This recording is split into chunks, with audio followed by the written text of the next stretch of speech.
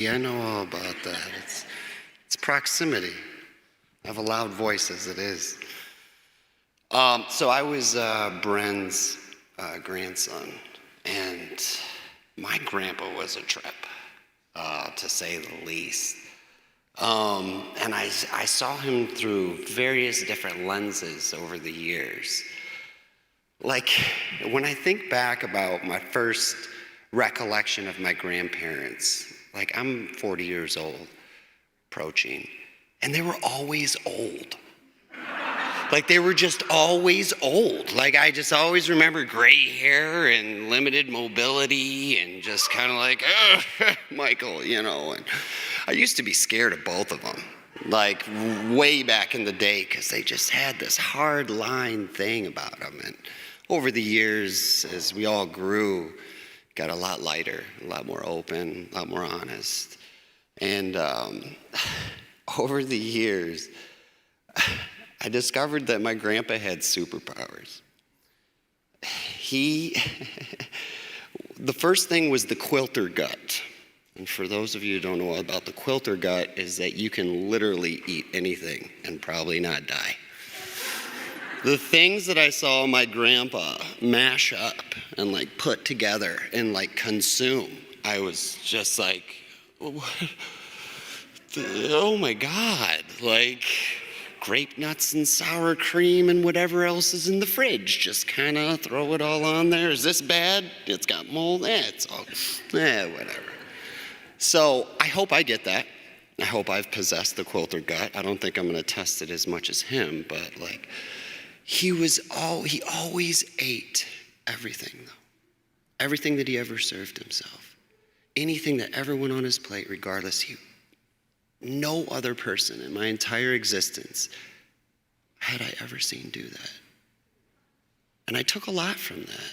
His appreciation of what you have. And this is the meal that I laid out for myself. And this is what I'm going to eat. I'm thankful for my food. And God knows he also tried to be very thrifty and save everything that he ever touched. And when we cleaned out their house to remodel it before Bridget moved in and all this, we got rid of 2 full dumpsters, those big old long construction dumpsters, before we did demo. So we didn't even break down the walls or anything, and then it was like, okay. So we had to send Grandpa off to Arizona for that, because there's no way we could have him around, because he would want to be getting in there, and he'd be like, nope, save that styrofoam cooler that's broken and duct taped together, and I got a plan for that. And then as we're walking to the beach, it breaks, and it's so. But I did still always appreciate that about him. Coming from a different generation, coming from a different perspective about the world, he still had that, keep it. Don't just throw everything away. And there's merit to that, but then also there's garbage inside your house. And I think it would be better somewhere else, So that was always fun. And my grandfather's second superpower was the ability to not burn his house down. Of all the ways he could try and of all these things, when we finally tore that place open and all this other stuff, there was nails and electrical wires, there was things that were hodgepodge together, and it was like, hey, if nobody's there to monitor him, he's gonna go loose, dude. He is gonna try and fix it all. He's gonna get up on the roof. He's gonna do all. Didn't he fall through the garage roof in his 80s? So he wanted to get it done. And just for some odd reason, he was always just this close from burning the house down. It just never fully got there. He had this weird little buffer that just floated, that it's like, nope, not gonna happen. I got this. But I appreciated that he liked to do that work. I appreciated that he liked to take care of it himself. And over the years, thankfully, he kind of admitted it and let us have a little more carte blanche on taking care of stuff. But he always wanted to know about it. Wait, hold on a second. Well, now, can't we just do this? This will save me like $3. And I'm like, Grandpa. And it's weird because it turned into it's not like a client. So I can't talk to them the same way as my grandpa. So I got to be like, okay, Grandpa, we're going to put $15 we're going to 15 minutes into this $3. Well, buddy, yes, can save a couple bucks. It's going to add time, though. It's not going to be guaranteed. We're going to have to maybe, really make sure that it's on right. And then finally he'd be like, okay, yeah, that was a good decision. Okay, I'm all right with it. Let's throw in the extra money. No, yes, Grandpa, let's throw in the extra money. But he was still so sharp. He wanted to know everything that was going on. He wanted to know, how things worked and how I felt. My grandparents, when my grandma was around, they helped me go to film school. So I spent a lot more time with them. And just creating this richer, more interpersonal relationship that I never had up until that point was just so sweet. Because my grandpa, as much as we had very different values and opinions about different things, we both grew and spoke together and spoke honestly. He was always genuinely interested in how I felt about something. And he never really had a judgmental tone. He never, even if you could tell, it's like, I can see your eyes glossing a little bit, Grandpa, but he would always hold space still. He would always be honest and genuine and be like, okay, well, why do you think that way? I'm like, okay, well, here we go. Boom. And he would keep pace and he'd be like, I like that. Okay. Never looked at it like that. I'm like, yeah, Gramps, what's up? Let's all grow. He wasn't scared to evolve. He wasn't scared to take on new perspectives, where I think a lot of the times with sometimes the elderly or just people in general, they close off. They just want to stick to their little idea or concept of reality. And he was always pushing it. And he always tried to give. He always really did think of himself as a weird, stubborn, slightly selfish person. He actually thought about others so much and helping, no matter what he could do. Even when he was just limping along, he's like, yeah, well, I should probably go talk to some people and help them out. It's like, I guess so. But it kept him alive. It kept him going. That perseverance, that not giving up, gave him so much more of a richer life, and I think so much more of a bigger impact that you can never quite see all the time through your own eyes in life, but one where its reverberations will keep on living on. And that is a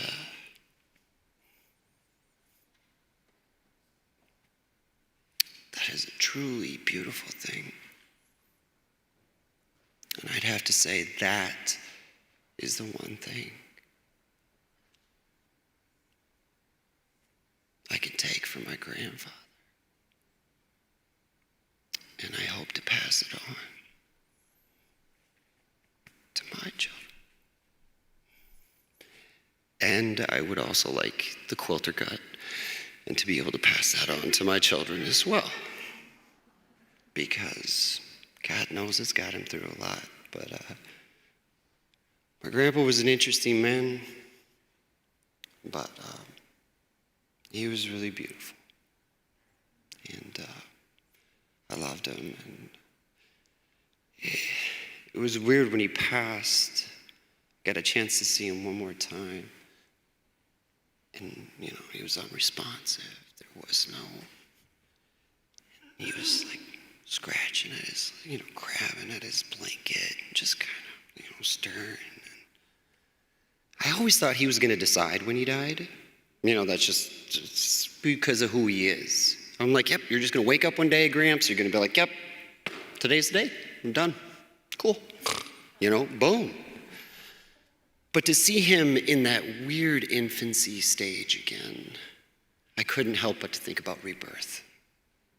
And it was just so nice to say goodbye to him and sit with him and, just touch him. And just feel that circle as it goes through the generations, the people you touch. So I loved him dearly. We would joke about him for years to come. But he was a great addition, and he was a great grandfather. And I will always remember that.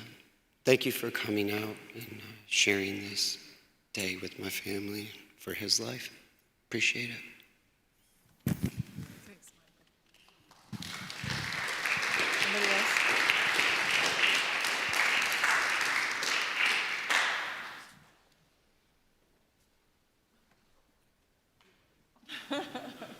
Are you going to read one of those? They're on the podium.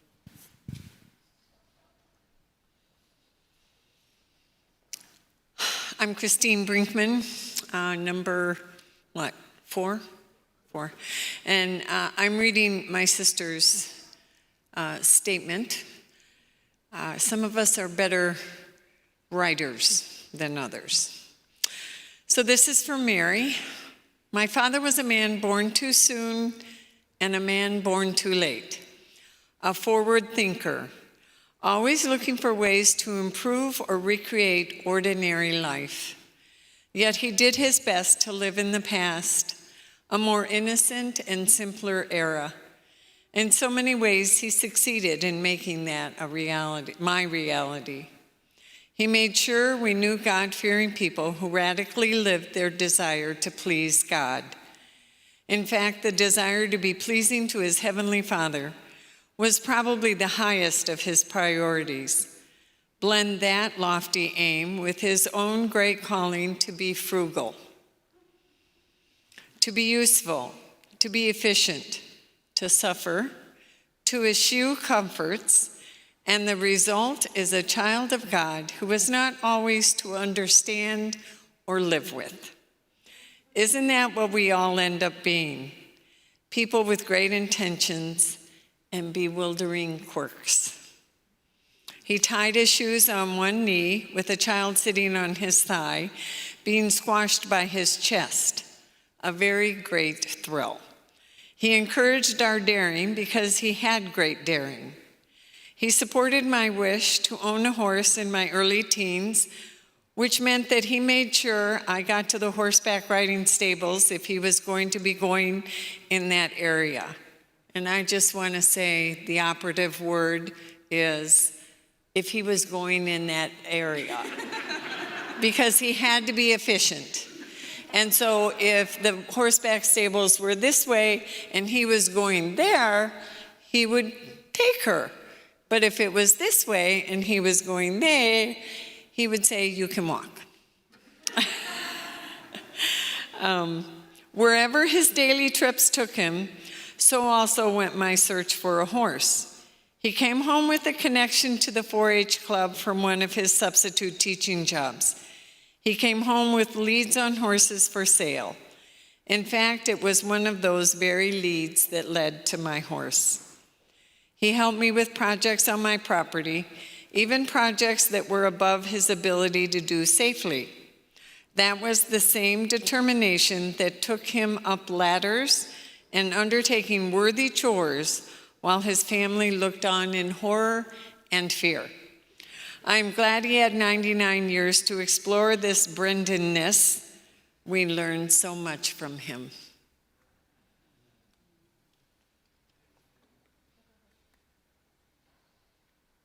And thank you all for coming and listening to our stories. It's really a blessing to see you here.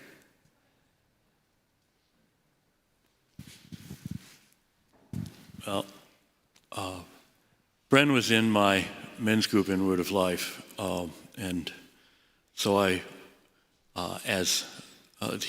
were having when he went into Atria, we had the meetings there, so he could still go, and he really wanted to go. And I used to go and visit him every week. And one of the things that impressed me most about him was something that Father Kyle mentioned, which was that he was always after going after God. He always was concerned about, is he praying enough? Was he He was always looking for advice on how to pray better. He wanted to make sure that he could, even as his eyes were beginning to go, he wanted to make sure that he had a Bible he could read. So I gave him a very large print New Testament. And very soon after that, he stopped being able to read at all. But he kept trying. But he was very determined in many ways, as other people have shared. But the thing that impressed me the most was that he was determined in his relationship with the Lord. That was the thing that he most went after.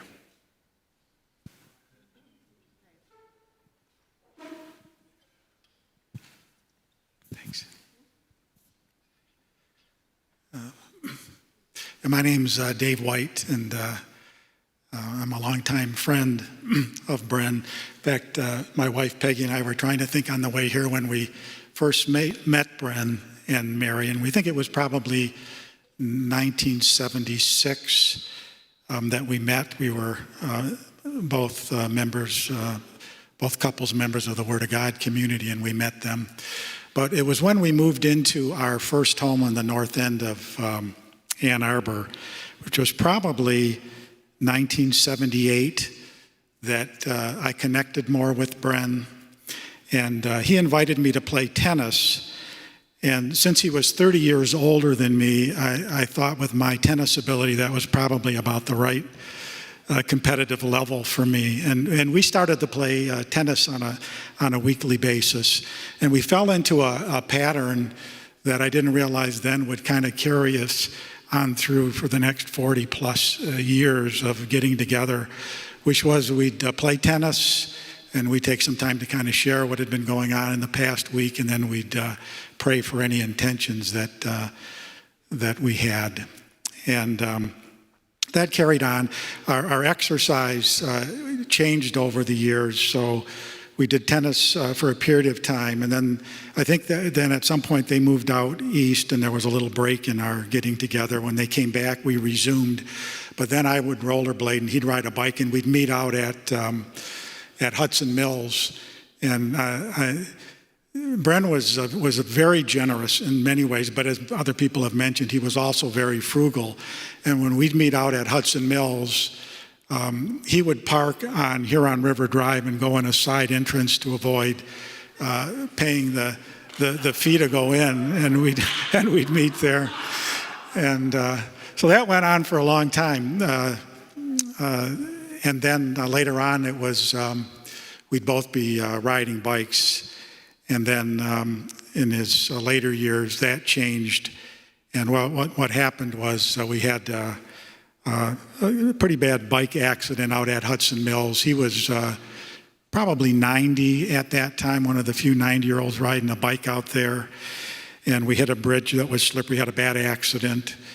And I don't think it's any coincidence that after that, a few weeks later, there were signs posted at every bridge in Hudson Mills warning you that those bridges could be slippery. But that ended the bike riding. And then we were walking. We would just walk. But following the same pattern, we'd take a walk, and then we'd share what was going on. In this particular incident that I wanted to share, and Father Kyle kind of reminded me of this. It kind of underscores what he was sharing. This was... he was probably 90, my guess is he was probably 93 when this happened. And we were taking a walk at Hudson Mills. And he said to me, he said, Dave, he said, do you know if they have a career resource counselor at Washtenaw Community College? And I said, well, I wouldn't be surprised. They probably do.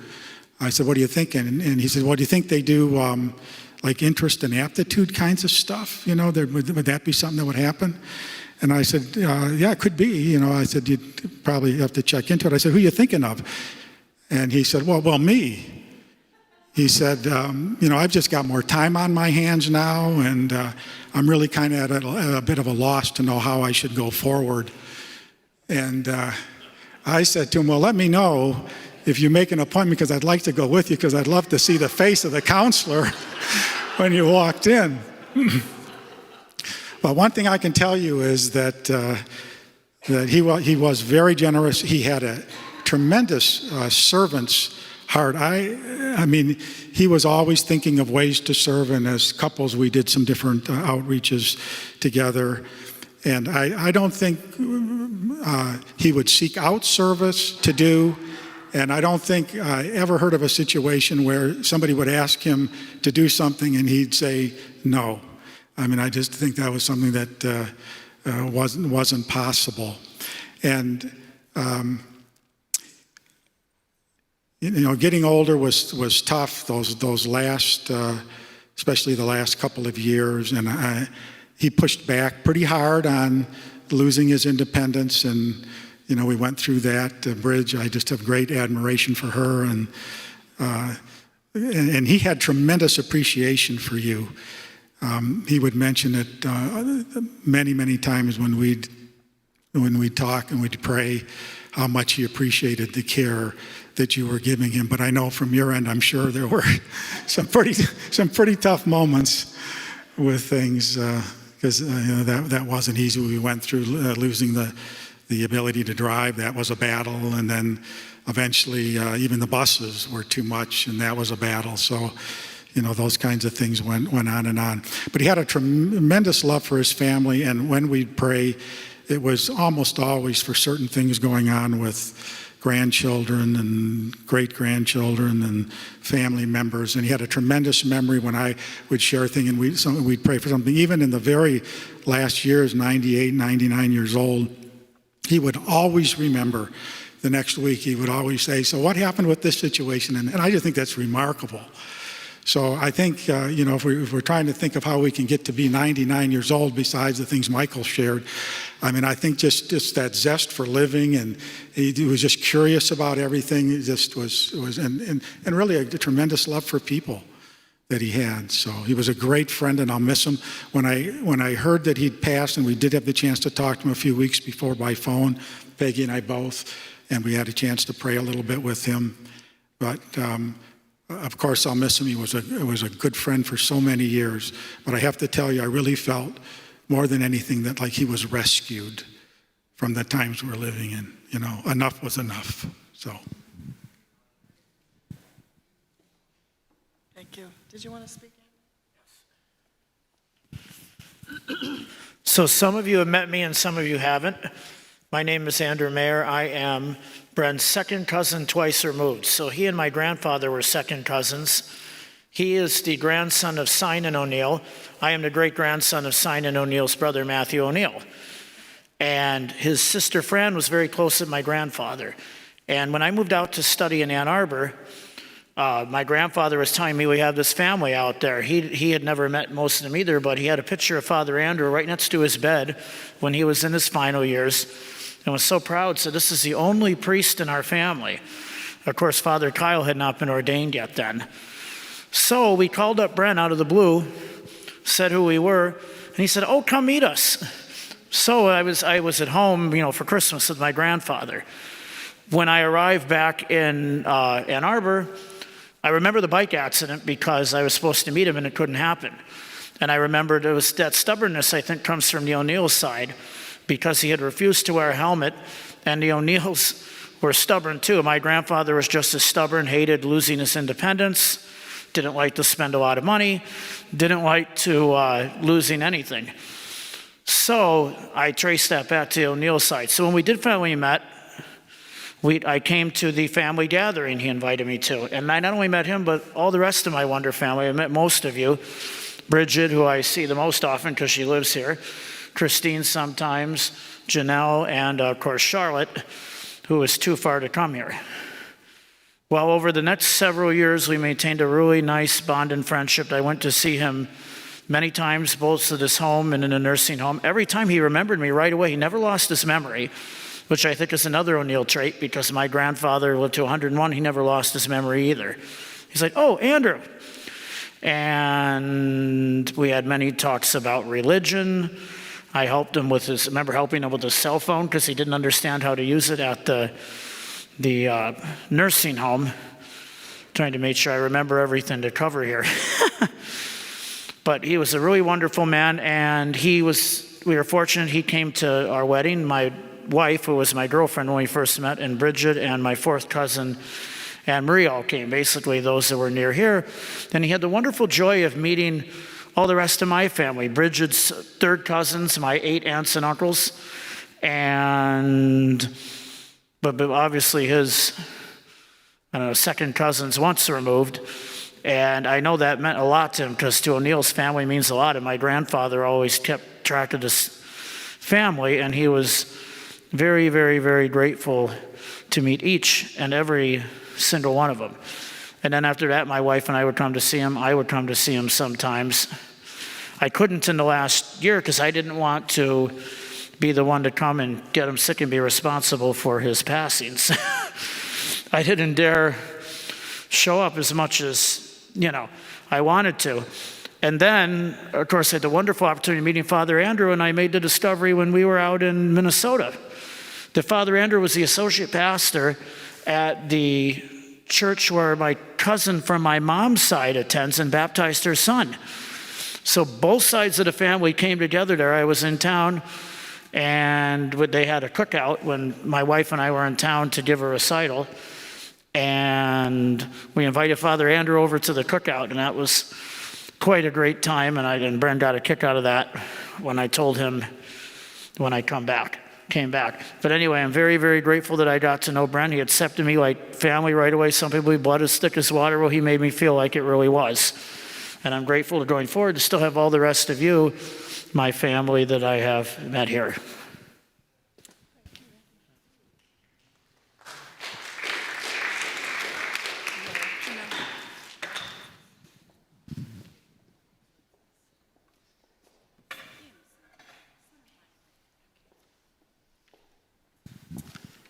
Hello, I'm Janelle Brinkman. So I'm actually the youngest grandchild of everybody. So when Michael said, hey, I only remember as old, I was like, yeah, he's only ever been old to me. I'm going to be reading what one of my cousins, she lives in Arizona. That's currently where I live too. So I'll be reading a letter that she wrote up. Never mind, I'm going to read Elena.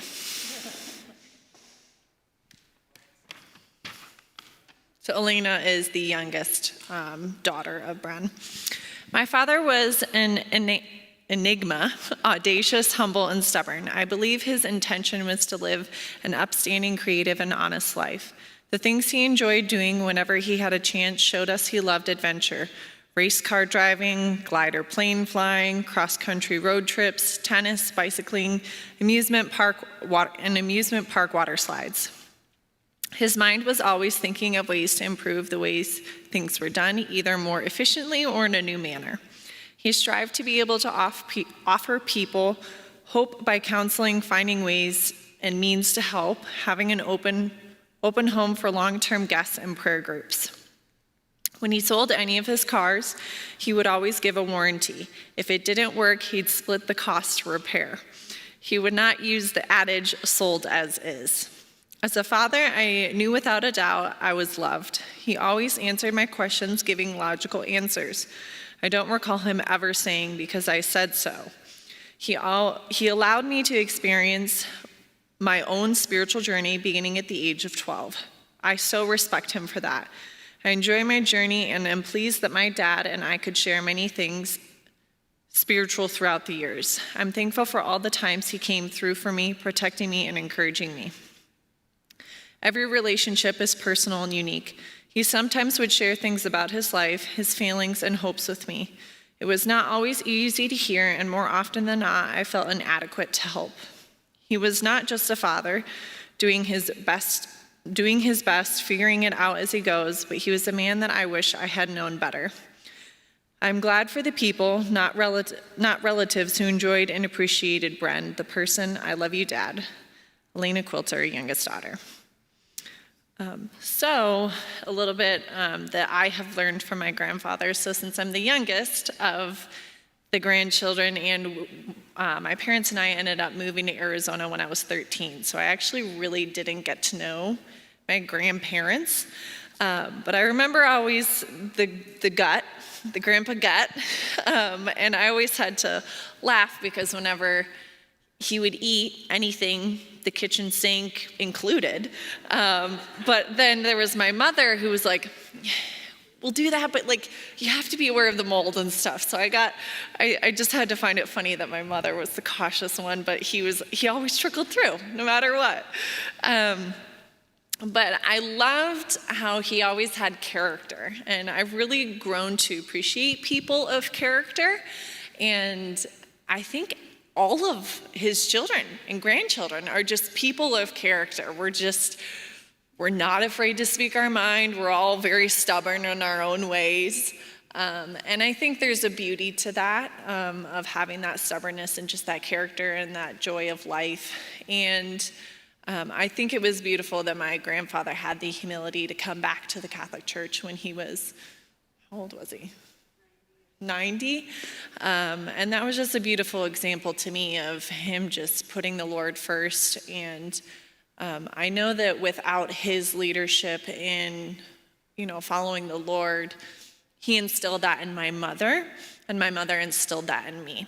So even though I may not have necessarily had a lot of direct experiences with my grandfather, really, really got to know him, I was able to get a lot of indirect experiences through my mother, through my aunts and my siblings, because my siblings knew my grandparents a lot more than I did. And so I'm just grateful for coming from a lineage where it's a love for life, and I hope I have 9 lives just like he did. So.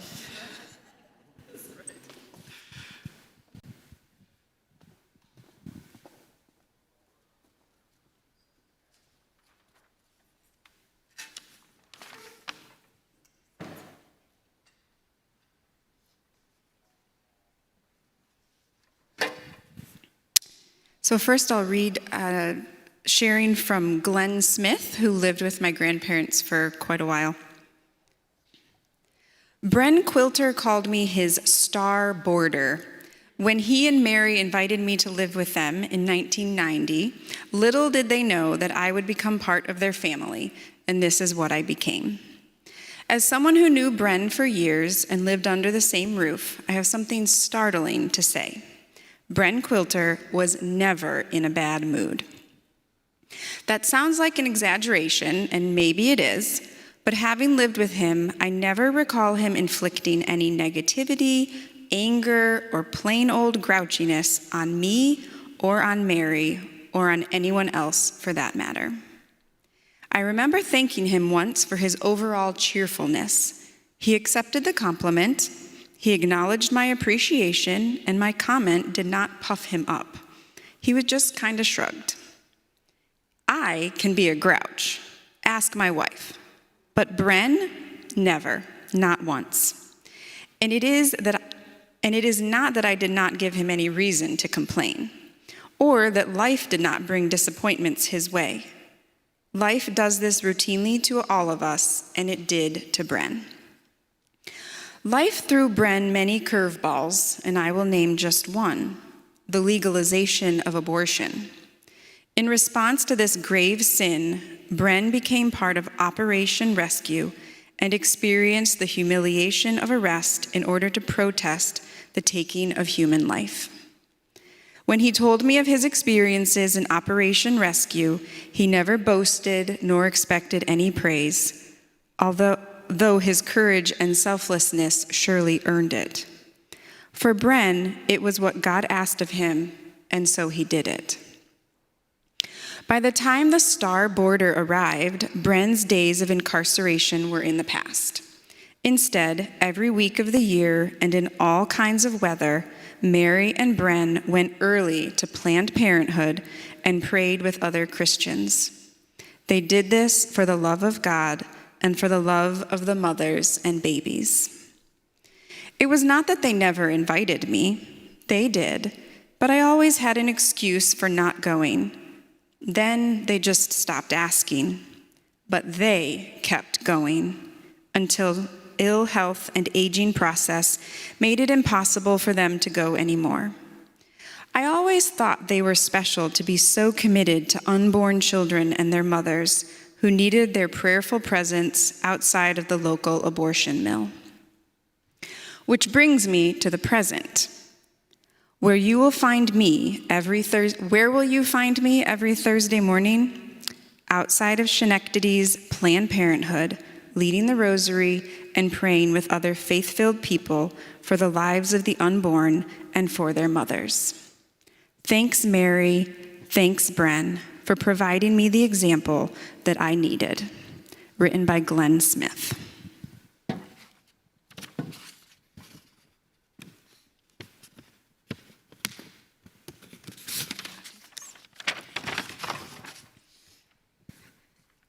Hi, I'm Maddie, the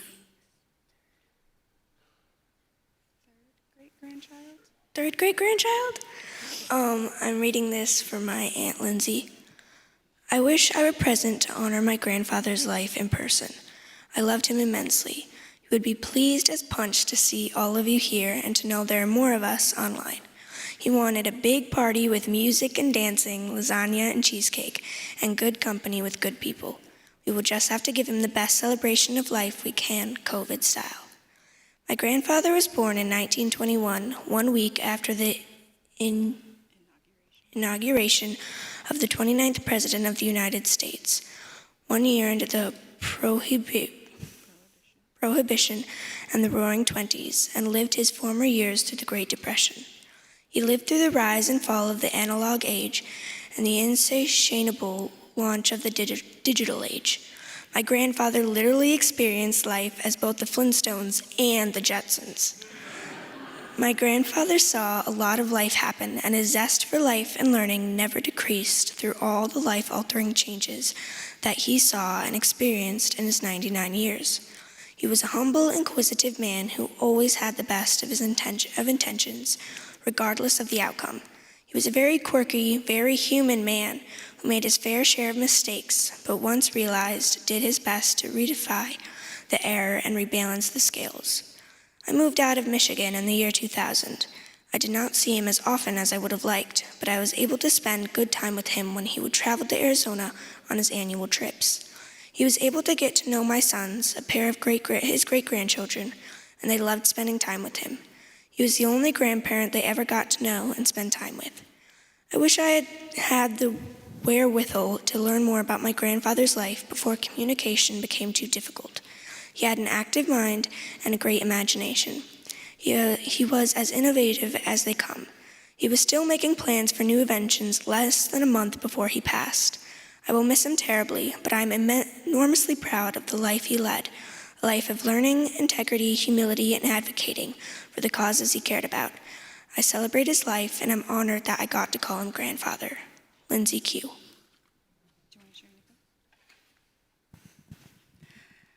So I'm going to sign part of my little sharing.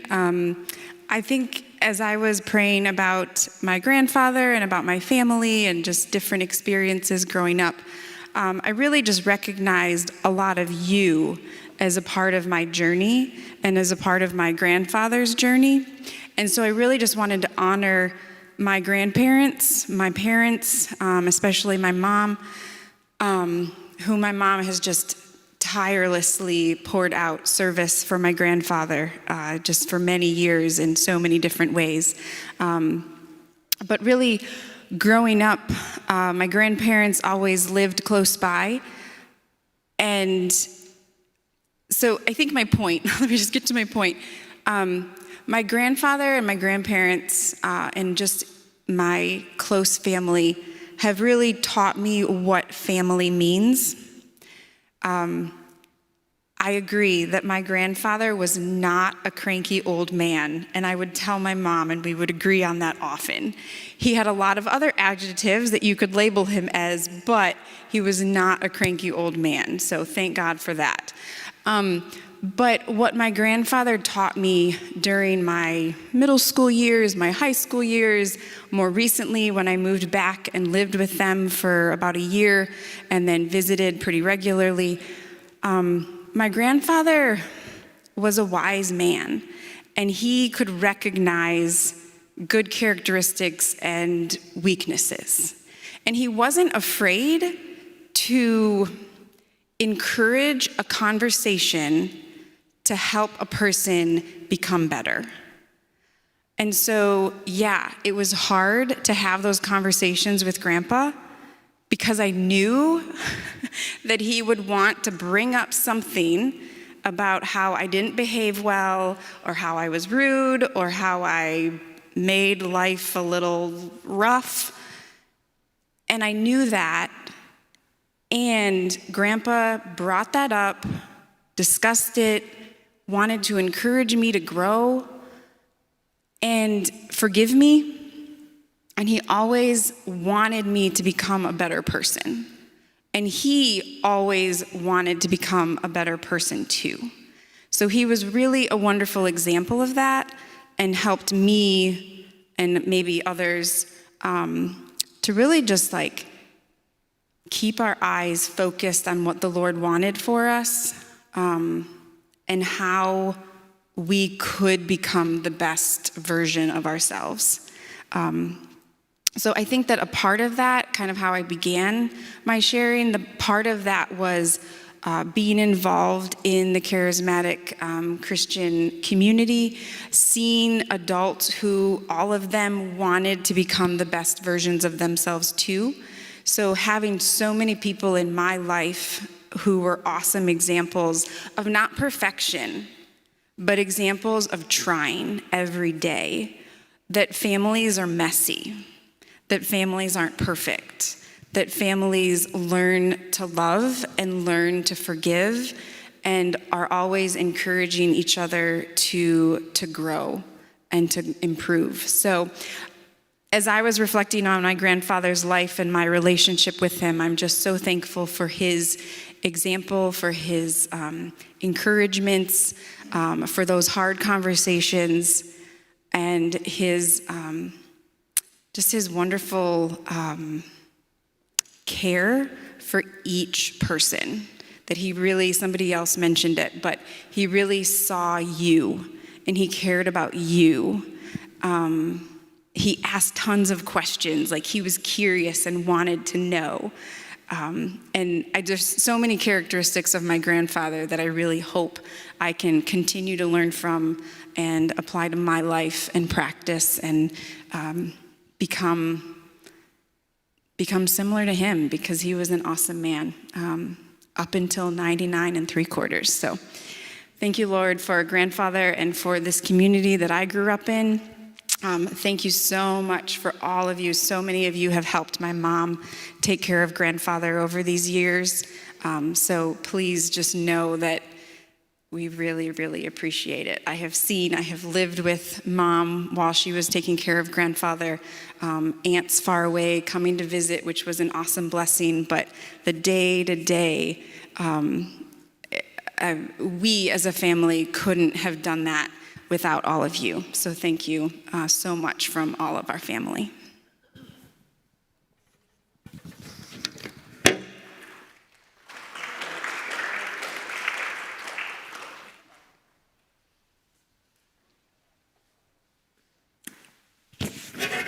Hi, my name is Mike Gladio. I've known Bren for many years, but more closely, more consistently in the last number of years.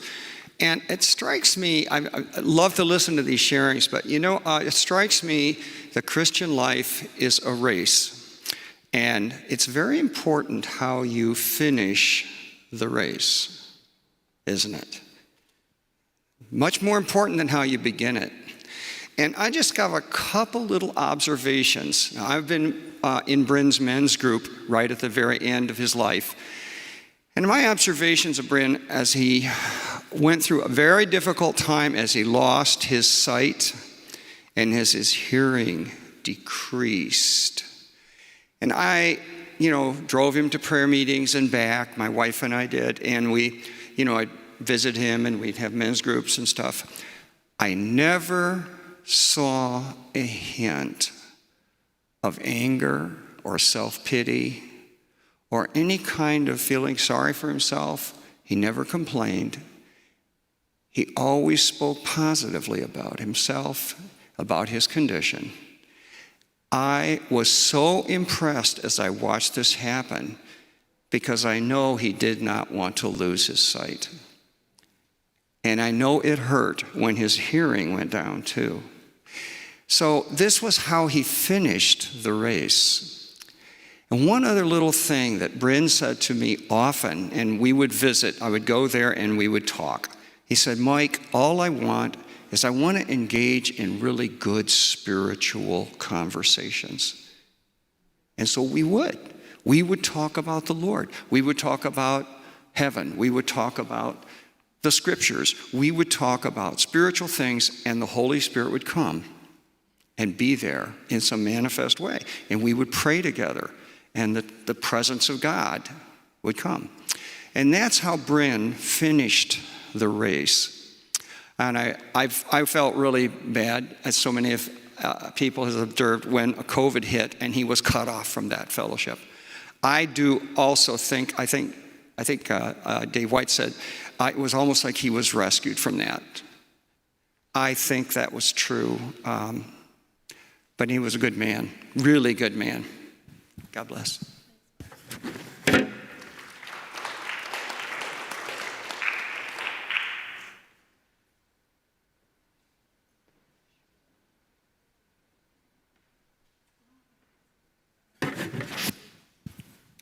I'm another one from the men's group that met at the Atria, Father Deacon Lawrence Hendricks. It was very interesting. Dave White mentioned something that I'd forgotten about. It was great to go and visit Bren one-on-one. I can't think of anybody other than one of my brothers that I could sit and have conversations about. Bjorn Borg was one of my favorite tennis players growing up.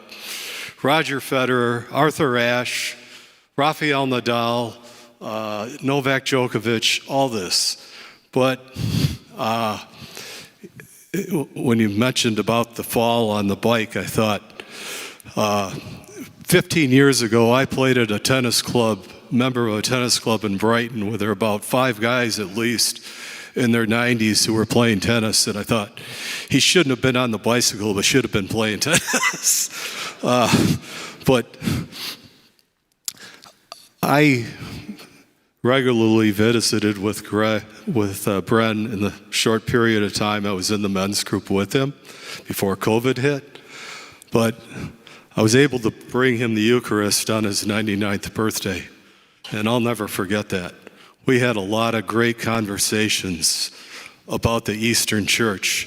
It was really great to see his grandsons celebrating liturgy facing the east, because he couldn't understand that when I showed him pictures of what a Byzantine liturgy is like. And, it's like so much of the Byzantine liturgy, the church, the theology, everything, it's all mystery. And he's trying to figure it all out and grab so many things. And the things that have been shared here and during the homily, there were so many things that just rang a bell in my mind as to, conversations that I had with him. But, I think I made arrangements. I don't know if it worked out, but I tried to make arrangements for him to watch Pascha, our Easter celebration, Resurrection Matins from the parish I served online. I think it was not this year, but last year. And he just loved to talk about the God and the Byzantine Church, learn from me what little I could teach him. And I just have great memories of him. And as many people have said, he never had a bad thing, never was upset, never said anything bad about anybody. It was pure love. And the frugalness, I had to laugh at so many of the stories. It reminds me of my mother. My mother was born in 1922, and from the time I was born, she lived every day of her life like the Depression just hit yesterday. And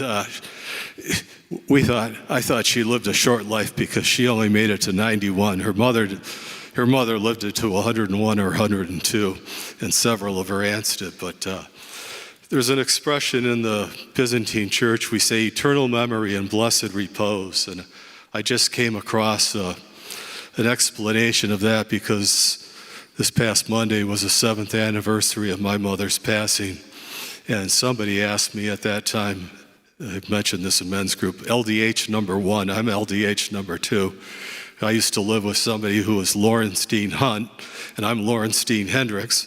So Dick LaCroix appointed him number 1 and me number 2. But he asked me about what does that mean, and it's like we're always in God's remembrance. And as the good thief on the cross said, "Remember me, Lord, when you come in your kingdom." And that's part of a prayer that we pray before receiving the Eucharist at every Eucharistic celebration in the Eastern Church. And, just the memories of, or the words of Jesus saying, which has always touched me from my childhood, is, "Today you will be with me in paradise." And I had a good friend who died about 5-6 years ago that was a monk at a monastery in Rives Junction just north of Jackson. And he used to always sign everything, may paradise consume us. And I've picked that up and done that. May paradise consume us. Amen.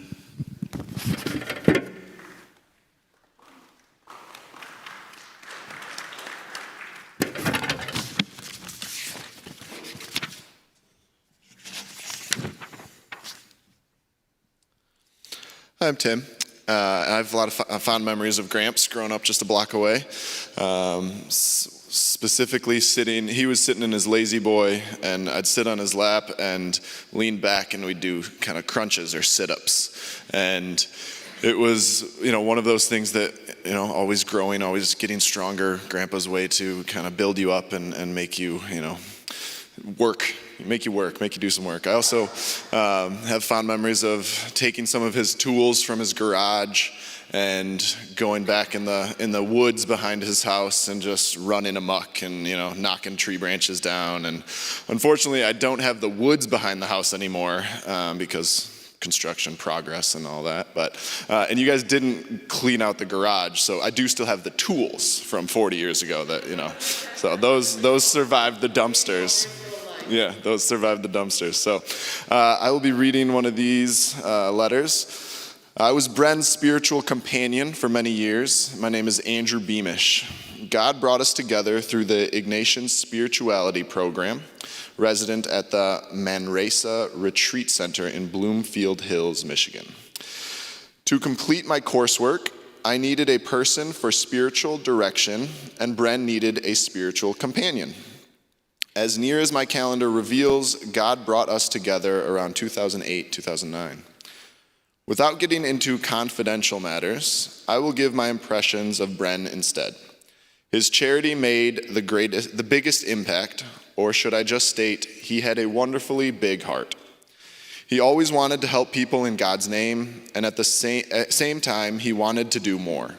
Francis of Assisi comes to mind. Preach the gospel, and if necessary, use words. I found Bren a doer of the good news well into his 90s. Bren became frustrated in his later years when he couldn't do the gospel as much as before.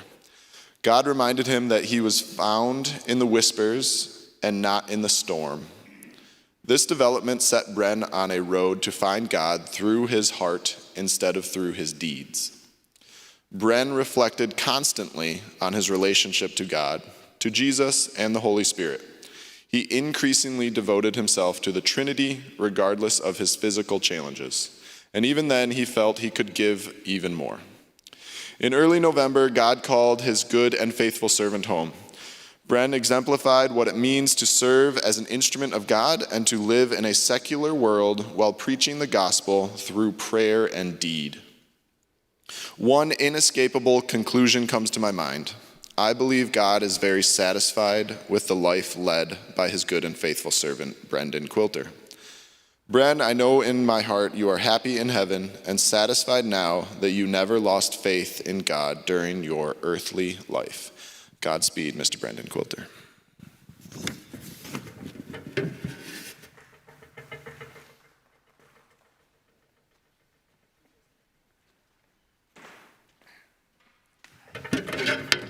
Hello, everybody. My name's Chris. I worked for Visiting Angels, and I actually had the honor of being with Bren for the last several months of his life. And this has been great hearing all these stories and really learning more about him and his past. And it's no surprise that he loved the Lord. So I just want to give you everything of me and all my heart and your family. And you guys are beautiful. You guys all love the Lord. And he was like a grandpa to me, and he was somebody, as much as he needed my help at the time, I needed his just probably more than he will ever know. But I just want to thank you guys, and I love your family, and he was great. And if there's one thing I could leave with you personally is that, just carry that love that he had for his family, for all of you, with yourself and for your family. And until you meet the Lord, just remember that he loved you guys dearly. And I thank you guys for the time. Thank you. Of course.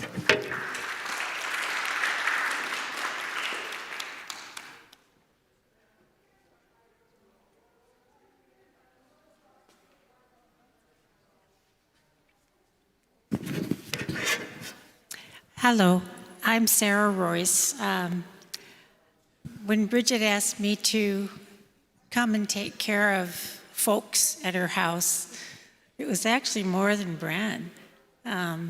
John Kowalczyk was dying of cancer, and Bridget, out of the goodness of her heart, invited him into her home, which I thought was just so inspiring and really touched my heart. And being at the house, of course, Bren's quirks were part of my life too. And he was a father figure to me, but he also drove me a little nuts. Father Kyle said, when we come together like this, we remember what the Lord did in Bren Quilter's life. And I remember when he became a Catholic. His wife Mary used to pray at the different prayer meetings we went to for her husband to be a Catholic. She prayed that over and over again. And it didn't look good. I mean, he was 90 and did not show any signs of converting until Andrew studied for the priesthood. I don't know if my memory's correct, but I think Bren studied without anybody really knowing it. And when Andrew was ordained, was at his first Mass. It was unbelievable. Pardon? His first Mass here. Bren came up and received communion. And were you stunned? Were you stunned? Father Bill had warned Bridget, but I was absolutely stunned and so inspired. I'll never forget it. It still just touches my heart. It's one of the most inspiring things I've ever seen. So just wanted to share that memory. Sure.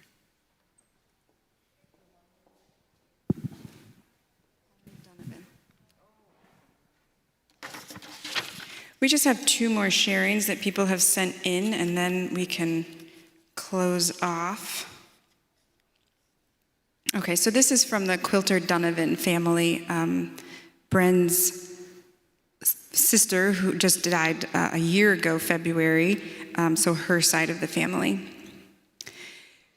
Beautiful black and white portraits of the 8 little Quilters hang in our family room in Montrose. The one we love so very much is of Bren, shoulder off his little romper hanging down, face looking out at the camera with curiosity, intensity, and intelligence. If you want to see it, Exhibit A is in the back with the other pictures. We Donovan kids loved having the aunts and uncles and all the attendant cousins coming visiting, and we caught a glimpse of life outside our country home. But even though the visits were not as often as we would have liked, the importance of family connection was never in doubt. Bren was part of the many conversations at dinner, as Mom would relay the latest news from a phone call or letter. Bren was always remembered in our home because he was a memorable person unlike any other, because he was part of our family. The Quilters were known for being a little on the exotic side. Being the youngest in such a riotous tribe must have meant filling some mighty big shoes. But Bren was always right there in the thick of things. He had opinions, but ones that did not always align with what we were seeing on the nightly news. He had ambitions, but not like the ones we learned about from guidance counselors.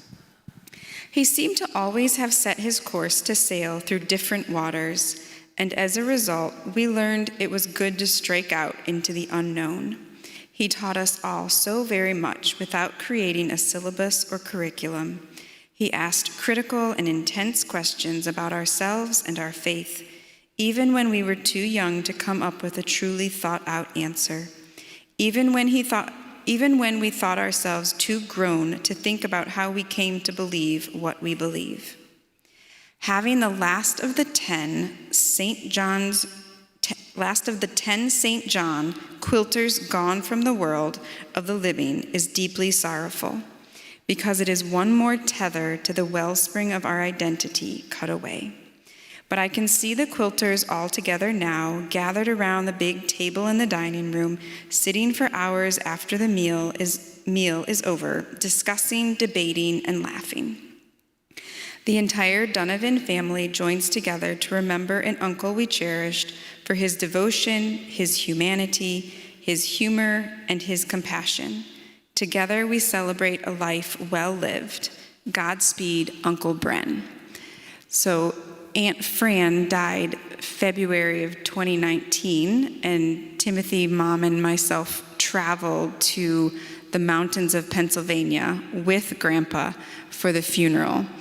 So it was his last big journey. He did awesome, and he really enjoyed visiting with many of the Donovan families. So it's been a beautiful connection. And we did visit 10 St. John, which is the house that his father built and where he grew up. So we were able to take pictures there, and the cemetery where his parents and some other relatives were buried. So it was a special journey. Glad that he was able to do that before he passed. So we just have one more sharing, and then if anybody else does want to share, but we'll close up because I know the time is getting late. Our faithful servants that stuck to the end, just like Gramps.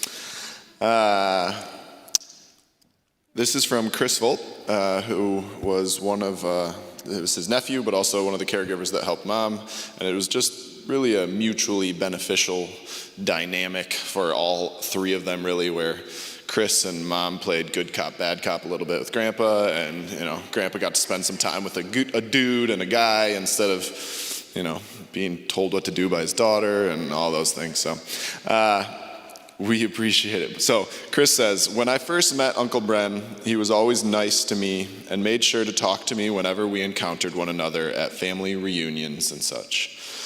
I went into the automotive field after college. He always approached me to talk about how my job was going. We always had that one thing in common, the automotive field. Uncle Bren worked at Chrysler for a time. At my mother's suggestion, Bridget asked me to be his caretaker when I was in a time of need. I came over to visit him for the first time in years, and he knew exactly who I was, and we had a nice visit. It appeared to be a match. That was in 2015. I would more or less work with Uncle Bren for the next 4 years off and on, just 10 hours per week helping around the house when I could. During those 4 years, Uncle Bren became my best friend. I was able to find ways to help him, and he helped me by listening as I struggled to get back into the automotive field. We had deep conversations about God, religion, politics, relationships, and our personal memories and experiences. Uncle Bren liked to read, analyze the topics of interest, and he liked to help people. He was thoughtful and liked to share. He was polite and liked to talk to people. In fact, I cannot tell you how many times people would come up out of nowhere just to say hi to Bren, even after not seeing him for years. Later, it was more about how to keep Uncle Bren as healthy mentally, physically, and emotionally as possible. And in some weird way, he was also helping me with the exact same things. I believe I got to know him very well, and I miss him. God bless Uncle Bren, his friends, and the family who put us together. Chris Folk.